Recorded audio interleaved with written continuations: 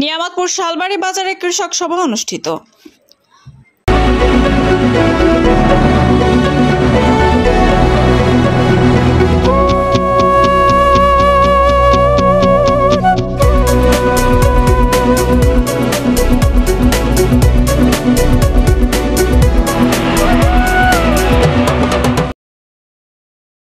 আসসালামু আলাইকুম। এডিপি বাংলার সংবাদে সবাইকে স্বাগত জানাচ্ছি আমি সুমা আহমেদ। নওগাঁ নিয়ামতপুর থেকে এম এ মান্নানের পাঠানো তথ্যচিত্রে দেখুন বিস্তারিত। নওগাঁ জেলার নিয়ামতপুর উপজেলার মানিকপাটন শালবাড়ি বাজারে কৃষকদের নিয়ে কৃষক সভা অনুষ্ঠিত হয়। জনাব মোহাম্মদ রফিকুল ইসলাম মনুর সভাপতিত্বে অনুষ্ঠান শুরু হয়। প্রধান অতিথি হিসেবে উপস্থিত ছিলেন জনাব শ্রী অমৃত বর্মন নেটিভ গ্রুপ কেয়ার। বাংলাদেশ কৃষি প্রধান দেশ, তাই কৃষককে সরকারি সুযোগ সুবিধা দেওয়া দরকার। কৃষক বাঁচলে বাঁচবে দেশ, তাহলে পাবো আমরা আমাদের সোনামাখা সোনার বাংলাদেশ। ফসলে বিভিন্ন রোগবালাই নষ্ট হলে কৃষকগণের সমস্যা অর্থাৎ দেশের ক্ষতি।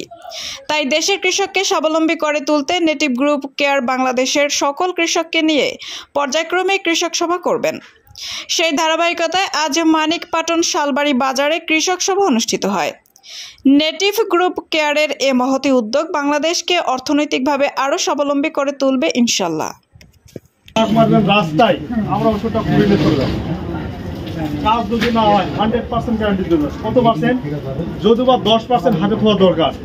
আমি 100% দিয়ে গেলাম, যদি কাজ না হয় এখানে পাক মারে ফেলে দিয়ে যাবেন, দোকানে ঢোকানোর দরকার নেই, আমরা করে নিয়ে চলে যাবো। 500 মিলি ডোজ হলো 7.5 বিঘা। কত বিঘা? 8 বিঘা বন্ধু দিতে পারবে। এটা গেল। এখন সবচাইতে মারাত্মক এবং ক্ষতিকারক পোকা, এই পোকার নাম কি? আচ্ছা, এত নাম থাকতে কারেন্ট পোকা কেন হলো কে বলতে পারে? তাড়াতাড়ি ধানটা পাকে ফেলে। এর কাজটা হলো কার মতো? কারেন্টের মতো। এখন কিভাবে কারেন্টের মতো কাজ করে এটা কি জানা দরকার আছে না? দেখেন কারেন্টের কাজটা কিভাবে হয়। যদি নিয়ামতপুর থেকে সুইচ মারে, এখানে যে বাল্বটা জ্বলে উঠতে কত সময় লাগে? হ্যাঁ, ওখানে সুইচ মারার সাথে সাথে বাল্বটা কি হবে? সেকেন্ডের মধ্যে জ্বলে উঠবে। এই জন্য কারেন্ট পোকা যখন লাগবে, কাজটা কার মতো হবে? তাহলে সবচাইতে মহামারী এবং ক্ষতিকারক পোকা কারেন্ট পোকা। যদি জমির কারেন্ট পোকা লেগে যায়, আর এই কাকা যদি বলে আমি একটু শ্বশুর বাড়িতে ঘুরে আসি, হ্যাঁ সামনে ঈদ আছে, শ্বশুর বাড়ি যেতেই পারে, তাহলে কি ধান ওই সময়টা দিবে না? এই জন্য বলা হয়েছে মাজরা পোকা এবং খসড়া যদি লাগে, তারপরে ওই জমি থেকে কি পাওয়া যায়? ধান। কিন্তু কারেন্ট পোকা যদি লেগে যায়, ধান পাওয়া যাবে? অর্ধেক ধান হবে। যে জমির কারেন্ট পোকা লেগে যায়, পাশ দিয়ে হেঁটে যাবেন, গন্ধ চলে আসে। ওই খড়টা বাসায় যখন নিয়ে আসবেন, গড়ি খাবে? তাহলে ওই জমির বা ওই ক্ষেতের ধানের কোনো দাম থাকে না। কারেন্ট পোকা দেখে কি বড় আকার না ছোট?